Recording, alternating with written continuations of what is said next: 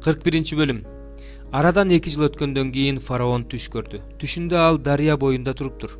Дарыядан көрүнүшү жакшы, семиз жети уй чыгып, камыштын арасында оттоп жүрүптүр. Алардан кийин көрүнүшү начар арык жети уй чыгып, дарыянын жээгинде оттоп жүргөн тиги уйларга кошулду. Анан көрүнүшү начар арык уйлар көрүнүшү жакшы семиз уйларды жеп салды. Ошондо фараон ойгонуп кетти.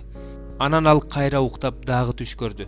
Түшүндө бир сабактан бадырайган жакшынакай жети баш буудай өсүп чыкты. Алардан кийин чүрүшкөн, чыгыш шамалы күйгүзүп кеткен жети баш буудай өсүп чыкты.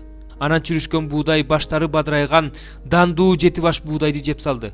Ошондо фараон ойгонуп кетип, мунун түш экенин түшүндү. Эртең менен фараондун тынчы кетип, Мисирдин бардык сыйкырчылары менен акылмандарын киши жиберип чакыртып алып, аларга өзүнүн түшүн айтып берди. Бирок эч ким анын түшүн жооруй алган жок. Ошондо башкы шарап сунуучу тура калып фараонго мындай деди: "Күнөөлөрүмдү азыр эстеп жатам." Фараон кулдарына ачууланып, "Мени жана башкы нан сунуучуну сакчылардын башчысынын үйүнө каматып салган эле. Ошондо биз бир түндө түш көргөнбүз.